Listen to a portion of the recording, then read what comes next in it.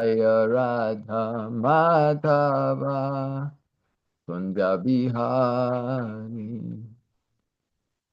Gopi Janna Vallabha Girivardhari Jasodanandana Braja Janaranjana Yamuna Tiravanachari Jaya Radha Madhava Kunja Bihari Jaya Gopi Janna Vallabha Girivardhari Yasodanandana Braja Janaranjana Yamuna Tiravanachari Yamuna Tiravanachari Jaya Radha Madhava Kunja Bihari Gopi Janna Vallabha Girivardhari Yasodanandana Braja Janaranjana Yamuna Tiravanachari Jaya Radha Madhava Kunja Bihari Jaya Vishnuvad Paramahamsa Paribraj Vicharja Astu Tarasati Srimad His Divine Grace Abhay Charanaravindra Bhaktivedanta Goswami Maharaj Srila Prabhupada Ki Jai Ananta Gaura Vaishnava Brinda Ki Jai. All glories to the assembled devotees, all glories to the assembled devotees, all glories to Sri Guru and Sri Gauranga, all glories to Srila Prabhupada. So we're going to begin this morning with Lilamrita from a different place, because it is the appearance day of His Divine Grace, Srila Bhakti Siddhanta Saraswati Thakur, Prabhupada. Then we're going to read a little section. If you have the Lilamrita in front of you, then you might want to turn to this version of it is in page 44. It's the Lifetime in Preparation. So it's actually, I'm reading from that. Oh, so mine is, it's different. It's a more extended version of the Lilamrita, and it's this volume 1, A Lifetime in Preparation. So let's go there and gain inspiration from hearing about Srila Bhakti Siddhanta Saraswati Prabhupada. So I'll go into the section where it starts. When on February the 6th, 1874, Bhakti Siddhanta Saraswati was born to Bhaktivinoda Thakur in Jagannath Puri, the Vaishnavas considered him the answer to his father's prayers. So we know that Srila Bhaktivinoda Thakur was praying very much that this mission of Chaitanya Mahaprabhu could be distributed all over the world in accordance with his desire.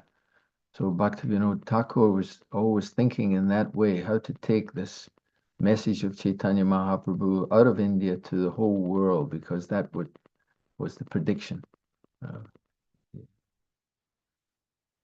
So when on February the 6th, 1874, Bhaktisiddhanta Saraswati was born to Bhaktivinoda Thakur in Jagannath Puri. The Vaishnavas considered him the answer to his father's prayers. He was born with the umbilical cord wrapped around his neck and draped across his chest, like the sacred thread worn by Brahmanas. His parents gave him the name Bimal Prasad. When Bimal Prasad was 6 months old, the carts of the Jagannath festival stopped at the gate of Bhaktivinoda's residence, and for 3 days could not be moved, which is quite extraordinary. You can imagine you're having a Rath Yatra festival. We're doing it on a smaller scale in the West, but significant. But in Jagannath Puri, it didn't just stop there, which is quite you would think, well, okay, Bhaktivinoda Thakur was the district magistrate and also very involved in leading the temple, so it stopped. That's to be not unexpected, but it stopped for 3 days. So somehow or other, but continuing, it couldn't be moved. Bhaktivinoda Thakur's wife brought the infant onto the cart and approached the deity of Lord Jagannath. Spontaneously, the infant extended his arms and touched the feet of Lord Jagannath and was immediately blessed with a garland that fell from the body of the Lord. When Bhaktivinoda Thakur learned that the Lord's garland had fallen onto his son, he realized that this was the son for whom he had prayed. One day, when Bimal Prasad was still a child of no more than 4 years, his father mildly rebuked him for eating a mango not yet duly offered to Lord Krishna. Bimal Prasad, although only a child, considered himself an offender to the Lord and vowed never to eat mangoes again. This was a vow that he would follow throughout his whole life.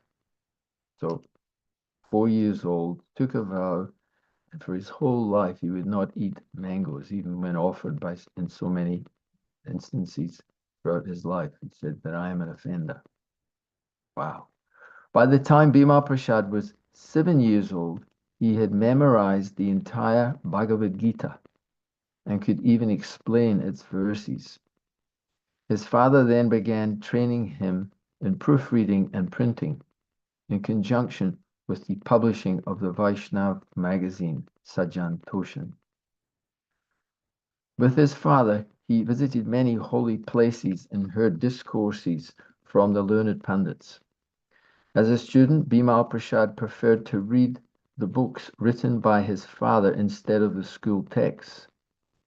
By the time he was 25, he had become well versed in Sanskrit, mathematics, and astronomy, and he had established himself as the author and publisher of many magazine articles and one book, Surya Siddhanta, for which he received the epithet Siddhanta Saraswati in recognition of his erudition. When he was 26, his father guided him to take initiation from a renowned Vaishnav saint, Gorkishore Das Babaji, who advised him to preach the absolute truth and keep aside all other works. End quote. Receiving the blessings of Gorkishore Das Babaji, Bimal Prasad, now Siddhanta Saraswati, resolved to dedicate his body, mind, and words to the service of Lord Krishna. I'm trying to see if I can remember. There was a little explanation recently I heard about Srila Bhakti Siddhanta Saraswati was instructed never to go to the city and always remain not in the Calcutta, the city like that, by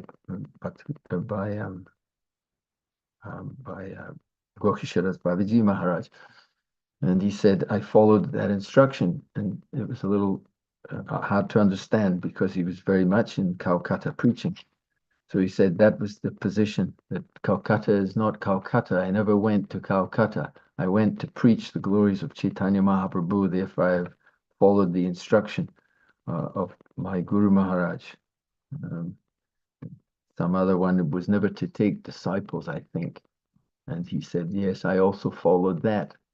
But I always felt that my disciples were, I was their servant.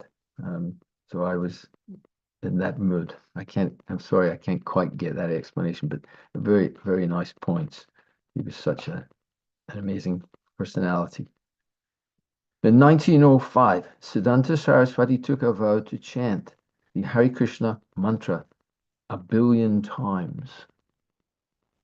Residing in Mayapur in a grass hut near the birthplace of Lord Chaitanya, he chanted the Hare Krishna mantra day and night. He cooked rice once a day in an earthen pot and ate nothing more. He slept on the ground, and when the rainwater leaked through the grass ceiling, he sat beneath an umbrella chanting. In 1911, while his aging father was lying ill, Siddhanta Saraswati took up a challenge against pseudo Vaishnavas who claimed that birth in their caste was the prerequisite for preaching Krishna consciousness. The caste-conscious Brahmana community had become incensed by Bhaktivinoda Thakur's presentation of many scriptural proofs that anyone, regardless of birth, could become a Brahmana Vaishnava. These smarta Brahmanas, out to prove the inferiority of the Vaishnavas, arranged a discussion. On behalf of his indisposed father, young Siddhanta Saraswati wrote an essay, quote, "The conclusive difference between the Brahmana and the Vaishnava," end quote, and submitted it before his father. Despite his poor health, Bhaktivinoda Thakur was elated to hear the arguments that would soundly defeat the challenge of the smarters. Siddhanta Saraswati then travelled to Midnapur, where Pandits from all over India had gathered for a 3-day discussion. Some of the smarta Pandits who spoke first claimed that anyone born in a Shudra family, even though initiated by a spiritual master, could never become purified and perform the Brahminical duties of worshipping the deity or initiating disciples. Finally, Siddhanta Saraswati delivered his speech. He began quoting Vedic references glorifying the Brahmanas, and at this the smarta scholars became very much pleased. For when he began discussing the actual qualifications for becoming a Brahmana, the qualities of the Vaishnava, the relationship between the two, and who, according to the Vedic literature, is qualified to become a spiritual master and initiate disciples, then the joy of the Vaishnav haters disappeared. Siddhanta Saraswati conclusively proved from the scriptures that if one is born as a Shudra but exhibits the qualities of a Brahmana, then he should be honored as a Brahmana despite his birth. And if one is born in a Brahmana family but acts like a Shudra, then he is not a Brahmana. After his speech, Siddhanta Saraswati was congratulated by the president of the conference, and thousands thronged around him. It was a victory for Vaishnavism. With the passing away of his father in 1914, his spiritual master in 1915, with passing away of his father in 1940 and his spiritual master in 1915. So what I'm hearing here, I'm sure you've already understood. Bhaktivinoda Thakur passed away in 1914, and then Gorkishore Das Babaji Maharaj, his spiritual master, passed away in 1915. Siddhanta Saraswati continued the mission of Lord Chaitanya. He assumed editorship of the Sajantoshini and established the Bhagavat Press in Krishnanagar. Then, in 1918, in Mayapur, he sat down before a picture of Gorkishore Das Babaji Maharaj and initiated himself into the sannyas order. At this time, he assumed the sannyas title Bhaktisiddhanta Saraswati Goswami Maharaj. Bhaktisiddhanta Saraswati was dedicated to using the printing press as the best medium for large-scale distribution of Krishna consciousness. He thought of the printing press as a brihat mridanga, a big mridanga. Although the mridanga drum has traditionally been used to accompany the kirtan even during the time of Lord Chaitanya, and although Bhaktisiddhanta Saraswati himself led kirtan parties and sent groups of devotees chanting in the streets and playing on the mridangas, such kirtans could be heard only for a block or two. But with the brihat mridanga, the big mridanga drum, the printing press, the message of Lord Chaitanya could spread all over the world. Most of the literature Abai began reading had been printed on the Bhagavat Press, which Bhaktisiddhanta Saraswati had established in 1915. The Bhagavat Press had printed the Chaitanya Charitamrita with commentary by Bhaktisiddhanta Saraswati, the Bhagavad Gita with commentary by Vishwanath Chakravarti, and one after another the works of Bhaktivinoda Thakur. This literature was the spiritual heritage coming from Lord Chaitanya Mahaprabhu, who had appeared almost 500 years before. I'll just see if it continues more about Bhaktisiddhanta Saraswati.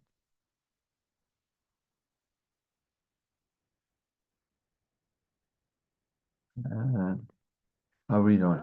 Abai had been a devotee of Lord Chaitanya since his childhood, and he was familiar with the life of Lord Chaitanya through the well-known scriptures Chaitanya Charitamrita and Chaitanya Bhagavat. He had learned of Lord Chaitanya not only as the most ecstatic form of a pure devotee who had spread the chanting of the holy name to all parts of India, but also as the direct appearance of Sri Krishna himself in the form of Radha and Krishna combined. But now, for the first time, Abai was in touch with the great wealth of literature compiled by the Lord's immediate associates and followers, passed down in disciplic succession and expanded on by great authorities. Lord Chaitanya's immediate followers, Srila Rupa Goswami, Srila Sanatana Goswami, Srila Jiva Goswami, and others, had compiled many volumes based on the Vedic scriptures and proving conclusively that Lord Chaitanya's teachings were the essence of Vedic wisdom. There were many books not yet published, but Srila Bhaktisiddhanta Saraswati was intent on establishing many presses just to release the sound of the Brihat Madanga for the benefit of all people. Srila Bhaktisiddhanta Saraswati was teaching the conclusion of Lord Chaitanya's teachings, that Lord Krishna is the Supreme Personality of Godhead, and that the chanting of his holy name should be stressed above all other religious practices. In former ages, other methods of attaining to God had been available, but in the present age of Kali, only the chanting of Hare Krishna would be effective. On the authority of the scriptures such as the Brihad Naradiya Purana and the Upanishads, Bhaktivinoda Thakur had specifically cited the Mahamantra, Hare Krishna, Krishna Krishna, Hare Hare, Hare Rama, Rama Rama, Hare Hare. Lord Krishna himself had confirmed in Bhagavad Gita that the only method of attaining him was devotional service. Abandon all varieties of religion and just surrender unto me. I shall deliver you from all sinful reactions. Do not fear. End quote. Abai knew these verses. He knew the chanting and he knew the conclusions of the Gita. But now, as he eagerly read the writings of the great acharyas, he had fresh realizations of the scope of Lord Chaitanya's mission. Now he was discovering the depth of his own Vaishnav heritage and its efficacy for bringing about the highest welfare for people in an age destined to be full of troubles. Srila Bhaktisiddhanta was often traveling, and Abai was busy with his family and business, so to arrange another meeting was not possible. Yet, from their first encounter, Abai had considered Bhaktisiddhanta Saraswati his spiritual master, and Abai began thinking of him always. I have met such a nice, saintly person. Whenever possible, Abai would seek out Srila Bhaktisiddhanta's disciples, the members of the Gaudiya Mat. And it goes on from there. Srila Bhaktisiddhanta Saraswati Thakur Ki Jai. So it's very interesting that we had the opportunity to read this section of the Lilamrita because today's verses and the subject that's being discussed just now is been playing on my mind how we can make progress. As we hear in the Bhagavatam, many great personalities appear to be deviated or misdirected in various ways, and we think, how can, excuse me, just trying to find something. How can we in this modern age take up this Srimad Bhagavatam? So we'll go from hearing about Srila Bhaktisiddhanta Saraswati Thakur and beg for his mercy, only through the mercy, appearing only through the mercy of His Divine Grace, A.C. Bhaktivedanta Swami Srila Prabhupada. I think I read recently, we have to do that. We can't go directly to Bhaktisiddhanta Saraswati and ask for benedictions, but we can ask Srila Prabhupada he can then gain that entrance to the higher levels of the parampara. So going to the Srimad Bhagavatam, fifth canto, chapter 2, text number 11. Om Namo Bhagavate Vasudevaya.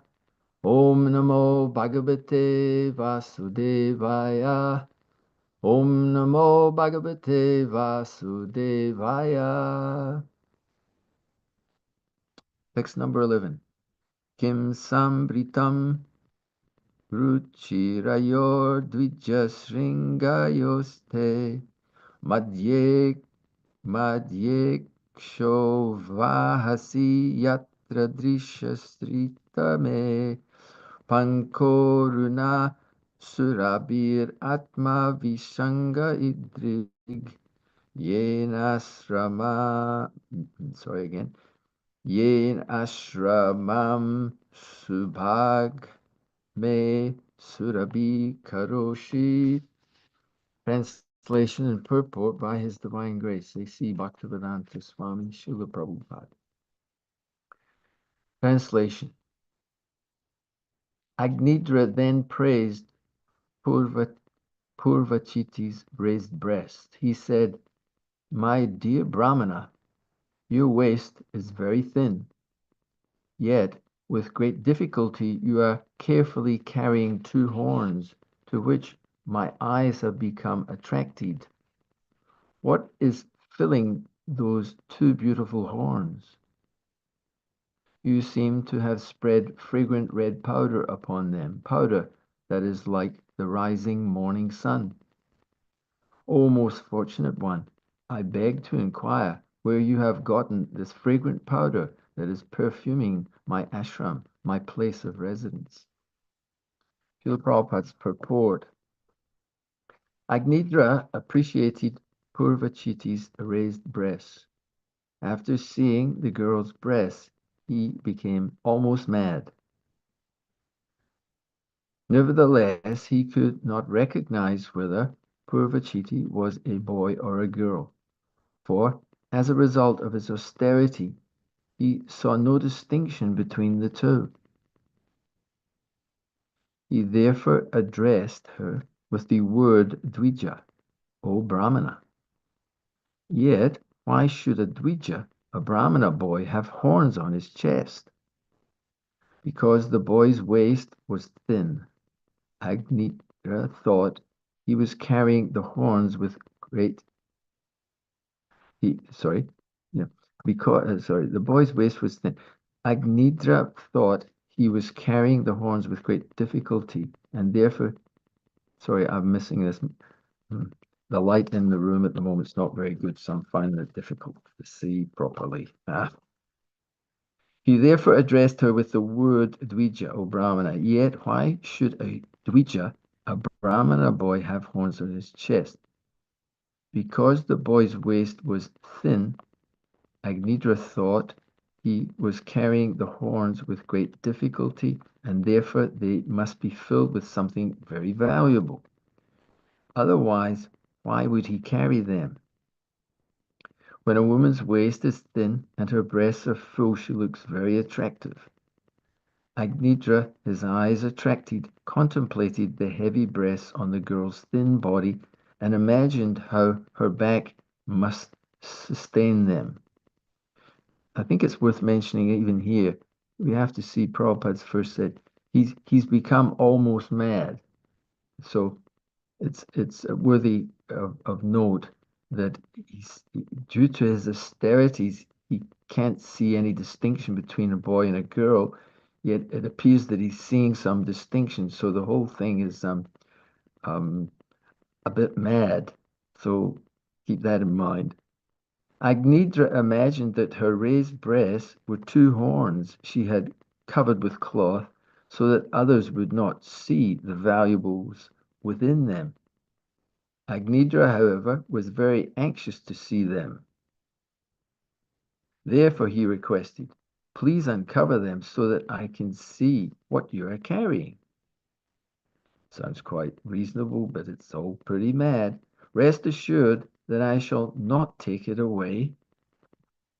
Don't be afraid. I won't take whatever valuable things away. If you feel an inconvenience in removing the covering, I can help you. I myself can uncover them to see what valuable things those raised horns contain. End quote. He was also surprised to see the red dust of perfumed kumkum spread over her breasts. Nevertheless, still considering Purvachiti a boy, Agnidra addressed her as Subhag, most fortunate Muni. The boy must have been fortunate, otherwise, how, simply by standing there, could he perfume Agnidra's entire ashram? Om Ganatimirandasya Gananjana Salakaya Chakshurun Militam Yena Tasmai Sri Grave Namaha. I was born in the darkest of ignorance. My spiritual master has forced me to open my eyes with the torchlight of transcendental knowledge. I offer my humble obeisances unto his lotus feet.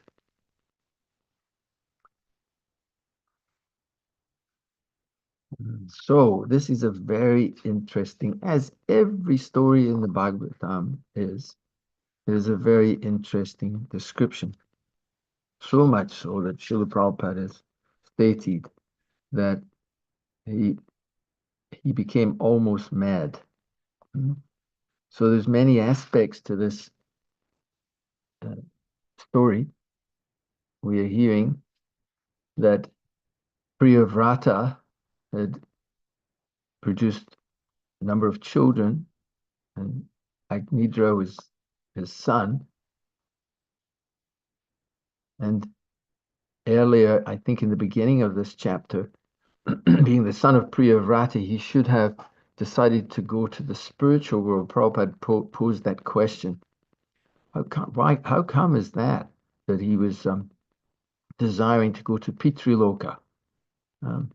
So in that text number 2, it says that Agnitra was born when Priyavrata was infatuated by lusty desires.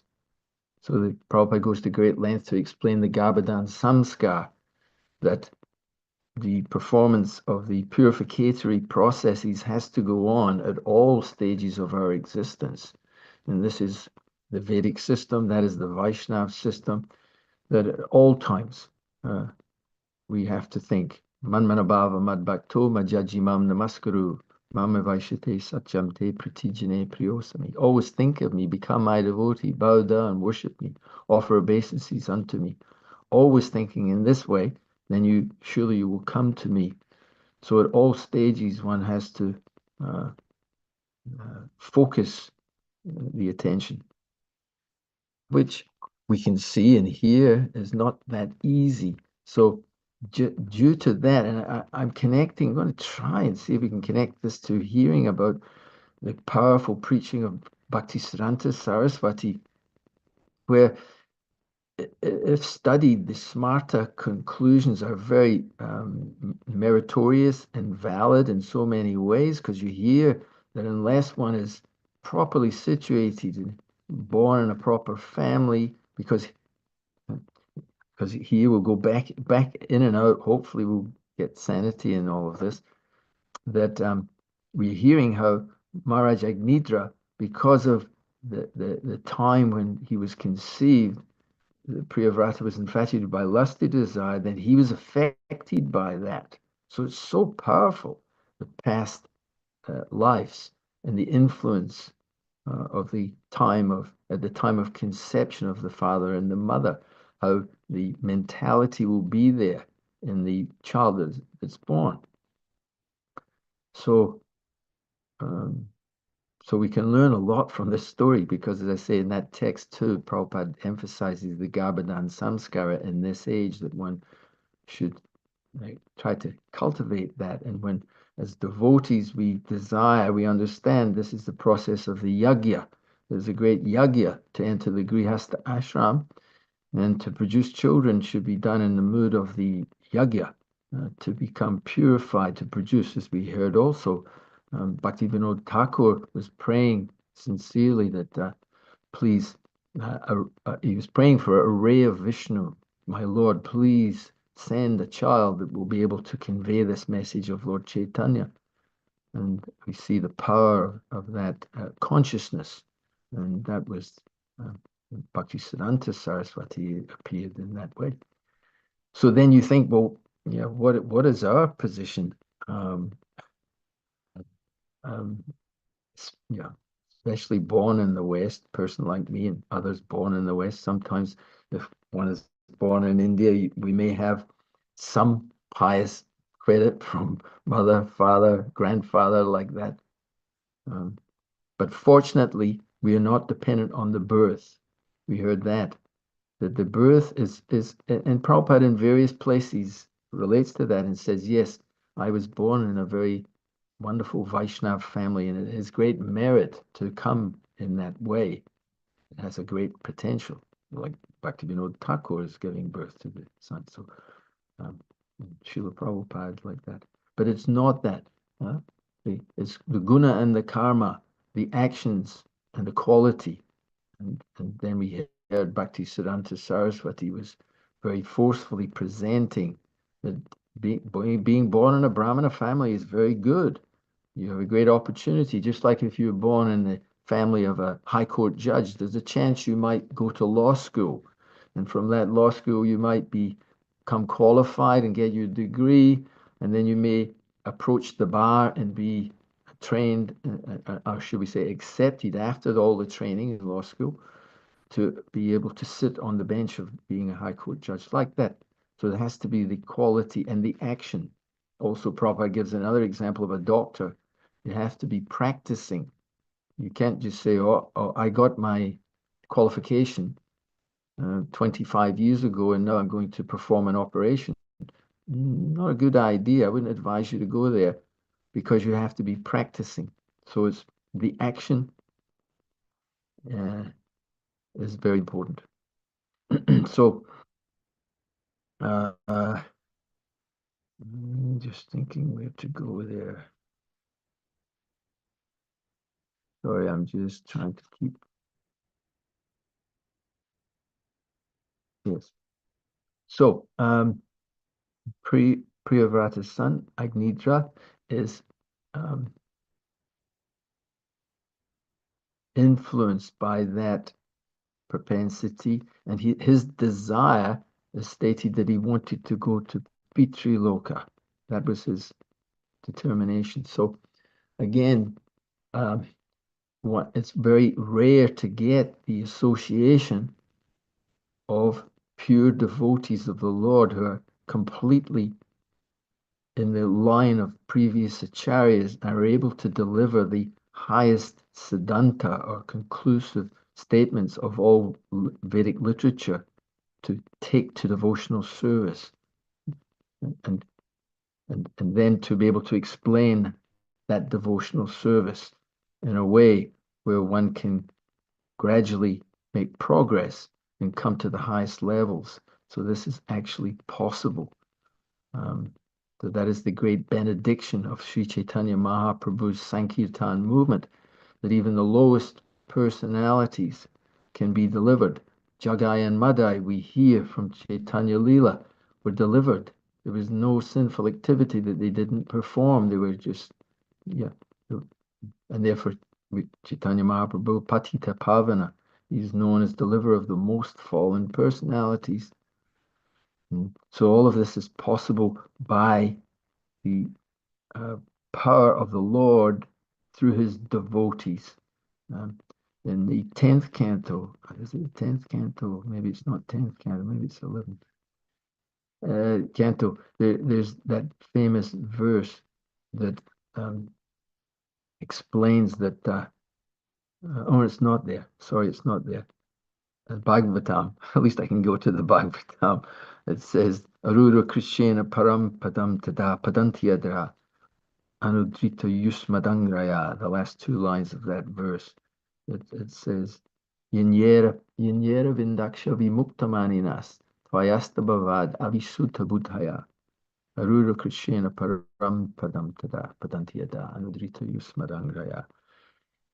Lord Brahma is inquiring, and the demigods, they're saying, um, what happens to other people who, the devotees, take shelter at the lotus feet of the Lord, but what happens to others who perform great austerities and penances to attain salvation? What is their destination? And it's explained in that verse that um, they will fall from that position because they don't have shelter at the lotus feet of the Lord, because there's ultimately no shelter. Floating in the Brahman is not the actual position for the living entity. He is Jivara Swarupoi Nityara Krishnadas. And whether one is a Brahmin born person, whether one is born in India or is born in Pukakoi or is born, or is born wherever in this world, he or she can. And then Bhagavad Gita says, whether one is whatever position, he can take shelter. If he takes shelter of the Lord, um, he can be delivered. So this is the amazing thing, the amazing potency of getting this connection. So we may think, oh, when we hear these stories that Maharaj Agnidra he was such an exalted personality. He's the son of Priyavrata, and he's such a committed person to his dharma of protecting the prajas or the persons in his kingdom, and he's doing everything properly. He wants to have a son. Why does he? It's not just simply out of lust, but it's that he wants a son to take over the kingdom. That is always the case for the kings. They have to have progeny so that there will be proper, qualified leadership. So it's very exalted, his desire. And he goes to the mountain cave. So he doesn't just simply want to find some woman to produce some child, but he knows that it has to be a very exalted uh, female companion or wife. And again, he wants to marry her. He doesn't want to just to indulge in sense gratification, but everything's done properly. And Lord Brahma responds, the supreme entity of the universe, to this. But he's not been able to get the special mercy um, of pure devotional service. So it's very, very rare that this opportunity is available. It seems as though it should be. Oh, I'm sure he would get, but no, he's not. He's not able to get that special mercy. Mm. And it's said that every saint has a past and every sinner has a future. The reason I'm mentioning that because it's stuck in my mind. And we hear that different stories in the Srimad Bhagavatam that the uh, may I'm trying to Bilvamangal Thakur. We hear the history of Bilvamangal Thakur, and it's quite we're shocked that such an exalted person, but in his past, that he was so infatuated and overcome by lust that he was unable to properly attend the funeral ceremony of his father, that he had to rush off to be with his Chintamani, who was a prostitute. And this is amazing. How is this possible? But if we hear the whole story, we hear that um, Chintamani actually became his guru and told him, if you are so uh, enthusiastic to spend time with me, if you had that enthusiasm to hear about the Supreme Lord who is able to give you the supreme benediction and pleasure, then this would be wonderful. And he woke up through that situation. And then we hear also in the Srimad Bhagavatam, Ajamil, the story of Ajamil. Somehow accidentally he comes into a difficult situation. He sees a Sudra and Sudrani embracing. He becomes overwhelmed by lusty desire and then falls down and down until he becomes very degraded and lives with that prostitute and becomes devoid of all benefit. But then, due to his connection with pure devotional service, the Yamadutas are about to take him away for punishment. He's very sinful. And there's a great debate goes on in the Bhagavatam between the Vishnudutas and the Yamadutas. Oh, he belongs to us because he's performed all this sinful activity. But he's cried out once, Narayan. He's thinking of his son. It's not direct. He's not thinking, oh God, Narayan. He's thinking of his son. But it's so powerful, this connection, that he's saved by the Vishnudutas. And he's what you call, he wakes up. He wakes up to himself. Jeev Jago, Jeev Jago. You wake up, sleeping soul. So he was sleeping in the lap of the witch called Maya. And by the mercy of the Lord, then he got that wake up call, and he performed great devotional activities to purify it in his next birth. He continued on. So this is the amazing opportunity. So this attraction for the opposite gender is described in Srimad Bhagavatam. Pumsam striya maituni bhavam tayor mito ridaya granti mahu ato griha chetra sutta apta viter janasha mohuyam aham mameti. The attraction between male and female is the basic principle of material existence. Under this misconception, which binds together the heart of both the male and female, one becomes attached to one's body, home, property, relatives, children, and wealth. In this way, one increases the illusion of life and thinks in terms of I and mine. So this is the amazing power. And the I'm just looking at a couple of points that I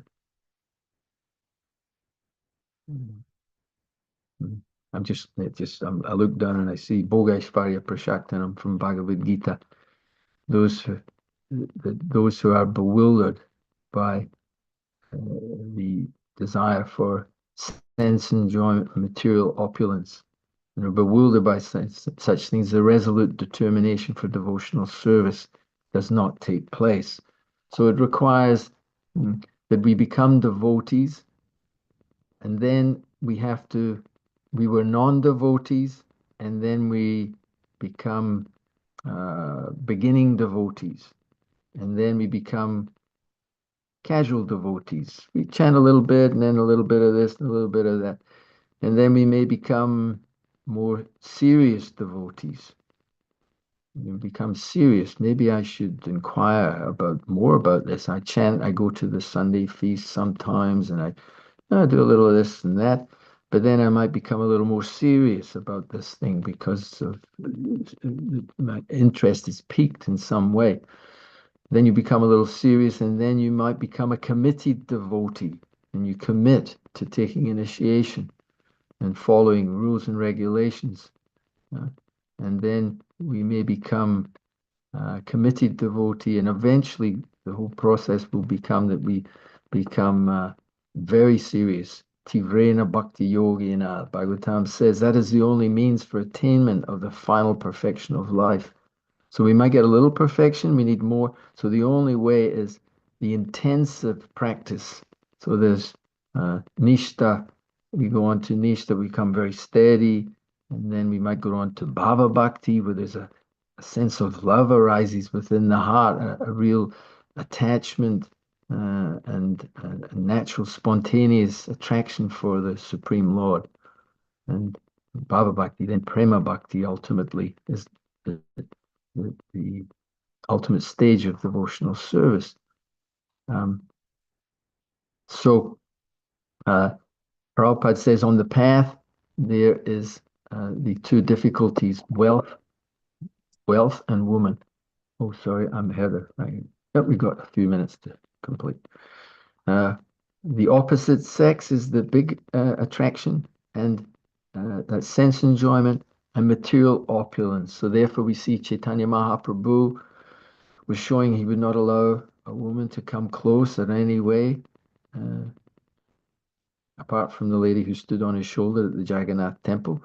And when rebuked by his servant, Chaitanya Mahaprabhu said, I wish that I was as uh, uh, desirous of the darshan of Jagannath as this lady. So it's okay, don't chastise her. She's so enthusiastic. She climbed up onto the shoulder of the Lord like that. So, um, but Chaitanya Mahaprabhu was very strict. And then again, he was asked that Pratiparudra Maharaj was wanting to gain his darshan so much so that he was willing to give up his kingdom and ultimately give up his life if he couldn't get this association. So the devotees were very concerned. And but Chaitanya Mahaprabhu was showing the perfect example of not associating with worldly minded persons and attached to gold and ruling power and all of that. So these are stumbling blocks, and as that verse of the Bhagavatam says, that we become attached to by that attraction, we become captivated, and then we become attached to the body and the home, property, wealth in terms of I and mine. And in this way, we live in material consciousness and miss the goal of the human form of life. So this is the madness. Nunam pramata. Pramata means mad. When a person considers sense gratification to be the goal of life, he certainly becomes mad after materialistic living and engages in all kinds of sinful activities. He doesn't realize that he shouldn't be in a material body and that by continuing in this way, he'll be awarded one material body after another in this cycle of birth and death.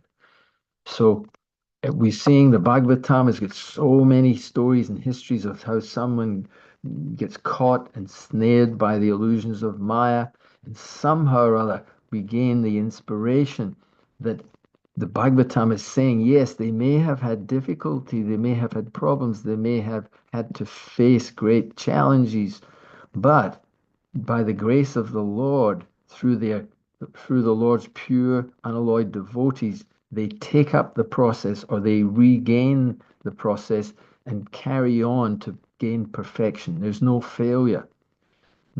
So the Supreme Lord is known as Bhavagrahi Janadan. He knows the intention of the devotee, fallen or not so fallen or not fallen at all, whatever the stage of the devotee, the Lord knows the intention. So if the intention is honorable, that at least we can gain the honorable intention to become purified. It's not going to happen in 5 minutes or 5 days. It might be 5 lifetimes. It might be 500 lifetimes. Again, we hear from Chaitanya Mahaprabhu that birth after birth, it doesn't matter. I only want to be your servant. And the stories in Chaitanya Leela explain like that. I think I can't remember the name. I can't remember the name, but one devotee, let's say it that way. You all know the name. I've forgotten the name. He was told that he was never to see the Lord. The Lord says, "Don't bring him in front of me." And but he was told, to cut the long story short, he was told after a little while that he would be able to see the Lord. And when he heard, he said, "He can see me in a million births." And he was dancing in ecstasy. I will get the association of the Lord. And then the Lord, when he saw his intention was just complete commitment to the lotus feet of the Lord, he said, "Tell him to come." And he came immediately into the association of the Lord, shedding tears and of love of Krishna. So that ocean can be reduced into the ocean of material existence, all its challenges can be reduced into the amount of water in the hoof print of a calf if we can retain that intention and not become lax, but to take up the process of Tivrena Bhakti Yogena. All the difficulties can be dispersed, and all of that wonderful benefit is coming through the Lord's devotees. Srila Bhakti Siddhanta Saraswati Thakur, Srila Bhakti Vinod Thakur. His Divine Grace A.C. Bhaktivedanta Swami Srila Prabhupada, and those great souls who represent Srila Prabhupada, who are trying with every little piece of their sincerity to represent Srila Prabhupada and come forward with this Krishna consciousness movement on behalf of Lord Chaitanya Mahaprabhu. And that will be if we can develop some little Krishna consciousness. So I realize the time is late. I'll finish there. Please, if anyone has any, just for a few minutes, just short, don't make a long statement, but just something, if you've got something there that you would, about Bhaktisiddhanta Saraswati or Srila Prabhupada or Srimad Bhagavatam that's inspiring to you, some reflection, be happy to hear it. And then we'll finish.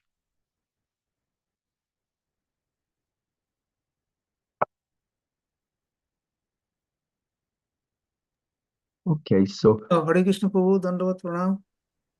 Hare Krishna. Prabhu, you very nicely told why the attraction for material attraction is a hindrance for devotional service to the Lord. You're referring to verse 244 that when one is too much attached to the material things, the determination for God consciousness doesn't really arise on that person. Yes. That is, but in the present moment where they were living, these forces so strong outside that unless we remain in association with the devotees at the moment, which Prabhupada has created for us, and take advantage of that, it is very difficult to get unaffected from those Maya. So we should always associate with the devotees, and Prabhupada is always advised in every moment we should associate with them and hear from the devotees and from the acharyas so that we never get deviated from that. Otherwise, there is every chance of getting slipping out of that because the attractions outside is so strong. Yes, thank you. That's a nice realization to reinforce the realization. Yeah, at every street corner there's the Sudra and Sudrani. It's all going on all around, but we can remain in the nectar bubble if we continue to have the association, like you're pointing out, Prabhu. Yeah, association of the Bhagavatam, the aspiring devotees, and the process of devotional service. Yeah, nice. Thank you. Okay, so I think we'll finish there. Grantaraja Srimad Bhagavatam ki jai. Jai. Srila Bhaktisiddhanta Saraswati Thakur. Ki Jai. Jai. Srila Prabhu. Prabhupada ki Jai. His grace, Jai Shila Prabhu ki Jai. Hare Krishna. Om Premanande, Hare Hare Bol. All grace to the humble devotees. Hare Krishna. Hare Krishna. Panchakalpataribhyascha Kritika Boye Vaja, Potitana, Pavane, Vaishnava, Namo Namo, Ananda Koti Vaishnava ki Jai. Thank you, Prabhu. Thank you, Hare Krishna. Hari